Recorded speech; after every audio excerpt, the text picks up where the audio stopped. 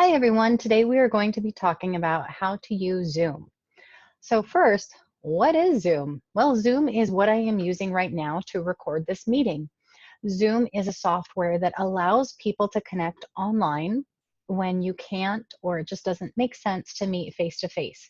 Zoom has a few different features that I want to go over. The first one is what you see right now, which is a video conference. Okay, so that is allowing one person to be able to be seen online and to speak online. And a lot of the times, I think this is the best option. Sometimes it's not. Sometimes you have to have a meeting at 3 in the morning and you would rather be in bed. So Zoom also has an audio only option, okay? So when you receive your invite, you will probably receive something that says, hey, you can click here to connect online, and then you can use your computer mic and speakers, or you can dial in. And if that doesn't work, then there is also an app that you can download on your phone, just is called Zoom, and then you can just use your Zoom app on your phone for audio as well as video if you decide to use video. You can choose to, I'm just scrolling down to the bottom of my screen, I'll click stop video, and it stopped. You can also click mute. There's a third option for communicating, and that is a chat feature, all right? Let's say that you are a student and it's your first time using Zoom and you don't really want to share your video and your teacher is giving a lecture and so you don't want your audio on, or maybe there's a dog barking in the background, but you still have a question. So then if you bring your mouse down to the bottom, there are some browsers where you have to bring your mouse up to the top of your screen, and then you'll see Zoom controls appear. Click on chat, and then you can send a message either to everybody or just to a private message just to your mediator or to your teacher or to the ombud or someone like that. Okay, so we can communicate 3 ways with Zoom.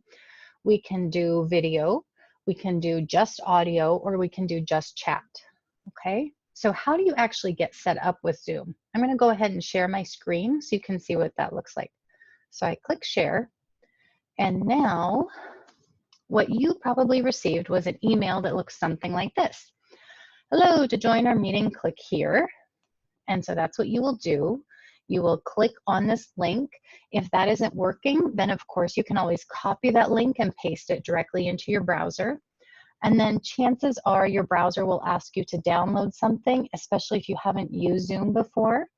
And so because of that, I always recommend trying to join a meeting about 5 minutes before it actually starts, just so that your computer has time to download whatever you need so that you can get yourself set up and ready for your meeting. Next, you decide, how do you want to join the meeting? Do you want to use your mic and speakers, which is what I'm using now, or do you want to call in? If you call in, you simply call into the Zoom number that they have given you and then enter your meeting ID, okay? Now, after you've joined a meeting, you might be brought directly into the meeting, or if there's another meeting going on, or the meeting hasn't started yet, you might be in a waiting room for a couple of minutes. And that's okay. The host gets an alert that you're there and waiting. They're probably just finishing getting the room all set up, okay? Now, once you have actually joined the meeting, then you can send in a chat, like I said. You can also mute yourself if there's noise in the background that's distracting. You can turn off your video if you need to, okay?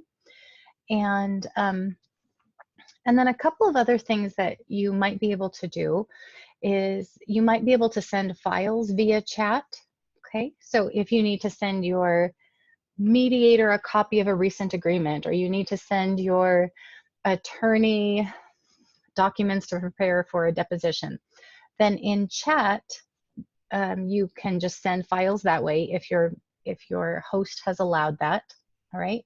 And they might also ask you to go into a breakout room. So I've had a lot of concerns about this. People are saying, is it really confidential? What's going on there? And the answer is yes, this is a confidential feature. Zoom has done an incredible job on this. And so when we go into a breakout room, what that means is that your host will create separate rooms. So you can have everybody in the same conversation, right? As if we're all sitting at the same table, or they can create separate breakout rooms. And then you'll just get an alert on your computer screen that says, hey, your host has asked you to join breakout room 1 or breakout room 2. The exact same way as if you were meeting with somebody and they said, hey, can we go have a private conversation about this? Come join me in conference room 1. And then the other person will wait in conference room 2.